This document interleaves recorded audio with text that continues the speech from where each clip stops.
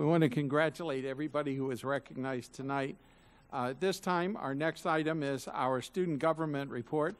And we have Gabriella Hodling, who is our student government representative. And tonight, I told her is the night that she has to answer the question. If she can't answer this question, she's not allowed to graduate from high school. So watch and see. What is the date and time of graduation? The date is May 21st at 12 o'clock. Congratulations. You get to graduate. All right. Good evening, everyone. Many schools have been having senior assemblies to make sure students are on track for graduation. During this past month, Palm Beach County student governments have been very busy getting ready for the holiday break by implementing projects that give back to our community.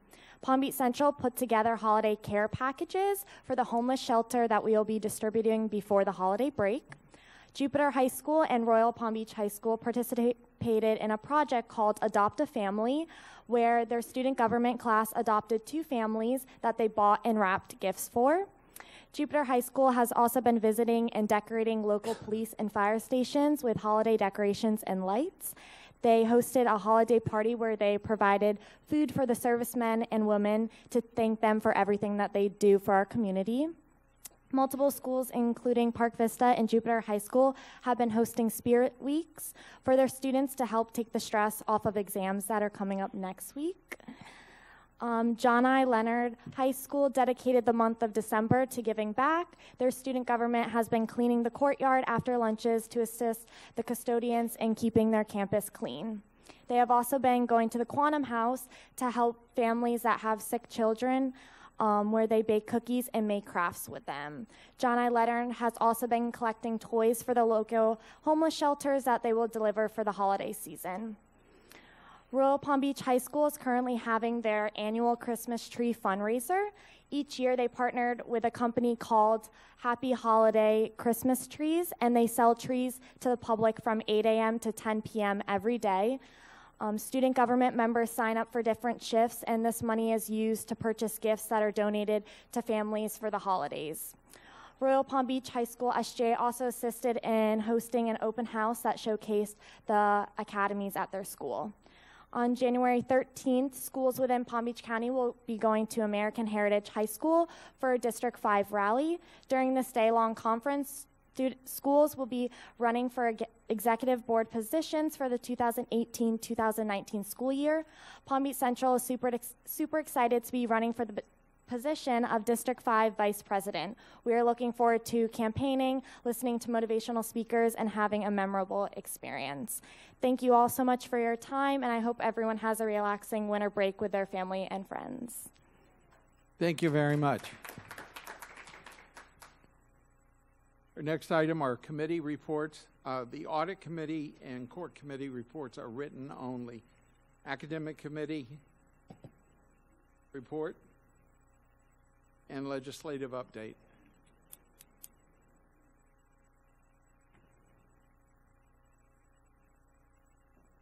Good evening and happy holidays. The Academic Advisory Committee met on Monday and discussed the evaluation of teachers and the process by which teachers are assigned to schools and classes. The discussion left committee members with some questions, which staff said they will answer at our next meeting. Specifically, there were questions regarding comparisons between Title I and non-Title I schools with regards to vacancies and turnover rates, the assignment of first-year teachers, and the assignment of highly effective teachers. And at the end of 3 years, how many teachers continue teaching at the school.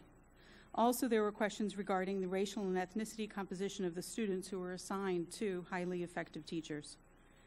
Staff reviewed some data with the committee. In the 2016 school year, 54% of our teachers were rated as highly effective, and approximately 15% of the teachers in the district are teaching for 0 to 3 years. However, in elementary schools, approximately 48.5% of the students who score a level 1 or 2 on the FSA have teachers who have been teaching for 0 to 3 years, which is quite different than the 15%. In middle school, approximately 68% of the students who scored a level 1 or 2 have teachers who've been teaching for 0 to 3 years. And in high school, 71% of the students who score a level 1 or 2 on the FSA have teachers who've been teaching 0 to 3 years. Concerns were expressed by staff and committee members that this has had on the education gap.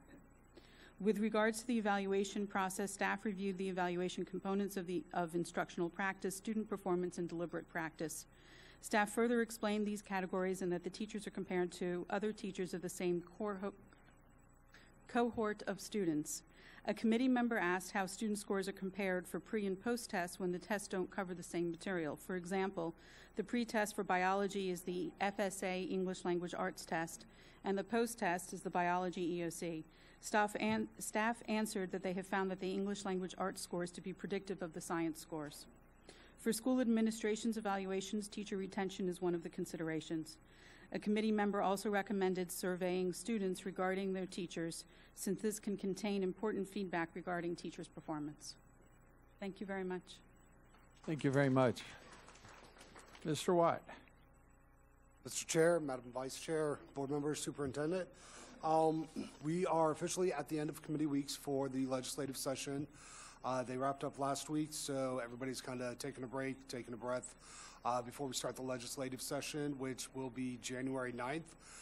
Coincidentally, that is the beginning of Palm Beach County Days, January 9th and 10th. Just want to give you a quick little rundown. A few of the bills, there haven't been a whole lot of bills heard during committee weeks. One of the main ones is House Bill 1, the Hope Scholarship Bill. That has gone through its first committee. It's now in a second committee waiting to be agendaed probably in the first week of the session. That is one where they are creating a new tax voucher program for kids that have been bullied or harassed. But eventually the thought process is it will open up to a giant overall voucher program for moving public dollars into private schools and away from public education. Another bill that's been brought up, I know in previous years that's always had an interest, is financial literacies. There's Senate Bill 88 by Senator Huckel, which I believe she's over on the West Coast. It has passed through the Senate committees. It's now on calendar. At some point they will move it to the floor of the Senate. We have not seen it move in the House yet, but that will be where you will have a full half-credit class based on financial literacy. Another bill that has had some interest over the years, computer coding, which is Senate Bill 180, has been filed. It has not moved yet. We're still waiting to see if there is going to be a House companion. At this time, there is none, but knowing the Senate sponsor, I will be surprised if I don't see a House sponsor coming up in the next week or so. There's another one, Senate Bill 436. That allows DOE to work with entities to basically help assess any needs or resources that may be needed in emergency situations. This was sort of based off of conversations that had gone on after Hurricane Irma with some of the different schools to see what can DOE do, how can they kind of help, what will they be allowed to do, give them a little more flexibility to potentially, if there's funding mechanisms or other resources that they can do, this is something they're trying to figure out. The one that is probably the scariest, it is also the smallest bill, is House Bill 495. It does now have a Senate companion, and it is also from a Miami-Dade delegation member, Senator Renee Garcia, and it is dealing with the school district price index level. This is the bill that potentially will alter the district cost differential, where you're looking at, depending on how they do it, a loss of up to $49 million for Palm Beach County. This would be a huge hit. The way it's been done is Miami-Dade has pushed it to happen now. Based off of the bill, it would occur in 2019 or 2020. The new way of doing the formula, which would be under a House Speaker from Miami. So they will make it as positive impact for Miami, and everyone else sort of just hope you get something out of it. This is going to be a dog-eat-dog fight, district versus district, small district versus large district. We're hopeful that there's just going to be so much infighting they aren't able to come to a final solution on how they're going to do this. But it's something that we've been keeping an eye on for quite a while, and now that we do have both sponsors, we can start sort of planning a little bit on how to nudge maybe some of the smaller counties to get a coalition and, if not kill the bill, make it where it's something that we can at least potentially handle a little bit of a loss from. One bill, final bill that has just come up, and it is just a Senate bill, but we know there is going to be a House sponsor.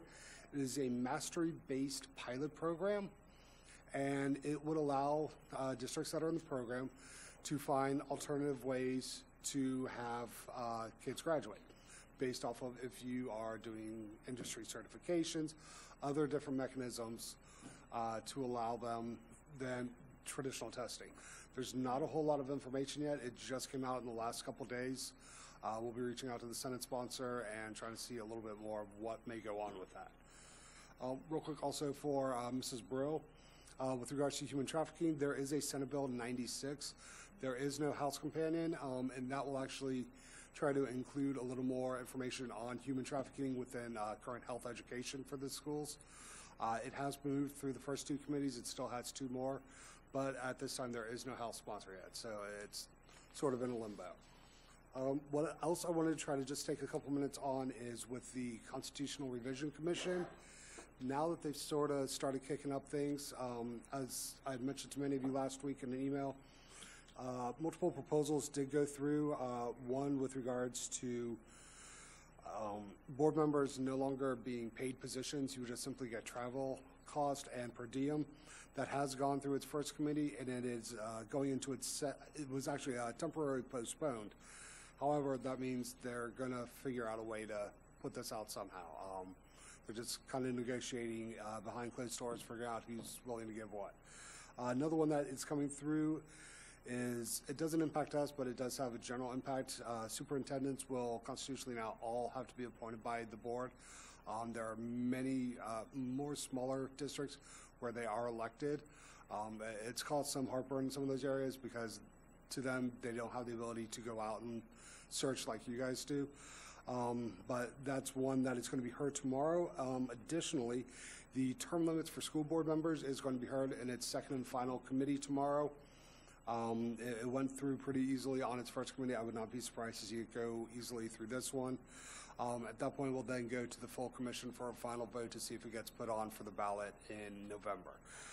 With that, the one change they did do in the last committee is they made it retroactive. So if you have been serving from 2015 on, if you are serving at the time of the passage, that will count as your first term. You will then basically have one more term to serve, and then you will no longer be able to serve as a school board member. The way it is written, it does not say if you take one term off, you can run again. It's written so where it's in perpetuity. Tomorrow there is the Education Committee. They are not hearing any bills, but they're basically lining up what they're going to be doing in January. They have a presentation on the charter school authorizers, and that's coming from DOE and also the Florida Consortium of Public Charter Schools. This will be in conjunction with Proposal 71 eventually, which would allow the legislature to be an alternative authorizer for charter schools, basically usurping the power from your local school districts. You have a presentation on school start days, which is Proposal 93. Oh, excuse me, two different ones. The school start and then another one on high-performing districts. The high-performing districts is Proposal 93.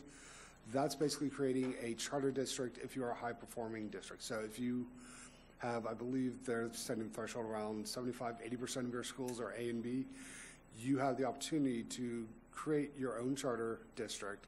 You would be run by your school district board like currently, but you would have all the privileges of what charter schools have right now.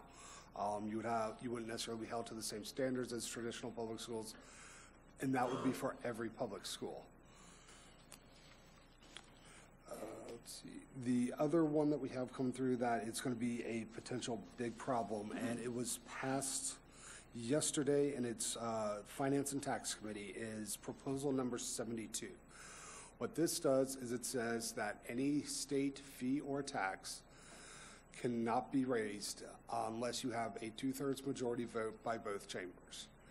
So for us, the big impact would be the required local effort. You would never see that raise again unless you got 2/3 majority of both chambers to approve that. So basically where we're at now would be the level we're at. So this is the one, big picture, this is the one that's going to hurt us the most. You're looking at $500 million right now that we may potentially lose this session. We lost $500 million last year. It's going to keep growing and growing. And as more kids come in, their hands will be tied to be able to raise any more revenue, because the ability to get 2/3 majority of both chambers is almost impossible. I'll never say never after last year, but it's pretty darn close to never happening.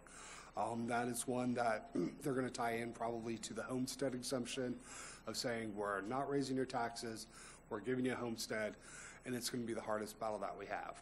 And that's something we're going to have to start working on with community partners to get them to understand how badly that's going to impact our district and every school district across the state. So unfortunately, I wish I had better news with some of this, but Tallahassee has, as of late, been sort of a scary place to be. Any questions? Thank you very much. Mr. Barbieri. I don't want to put you on the spot, but I will. There's a lot of bills that are not good for kids. Yes. And I'd personally like to know what you're doing in Tallahassee to lobby for those who you're meeting with, what kind of meetings you're having, who you're discussing these things with. Well, I mean, it's great to give us a report of the harmful bills that have been filed, but I'd like to know what our district representative is doing up there to fight some of those bills from being passed. So can you, you don't have to do it tonight, but Mr. Superintendent, I know he's under your supervision, but I would like a report like we made Mr. Crawford give us as to who we met with, what he talked about, and what's being done to fight some of these bills, because there's some terrible bills being filed up there, and we need to know comfortably that there's somebody up there fighting for our children, rather than just getting reports of what things are happening. Yes, sir. I'll work with Mr. Burke and make sure that we keep you up to date on that. Okay, thank you. All right, thank you very much. Our next item on the agenda are delegates and elected officials. We have two, Justin Katz and James Gravelos.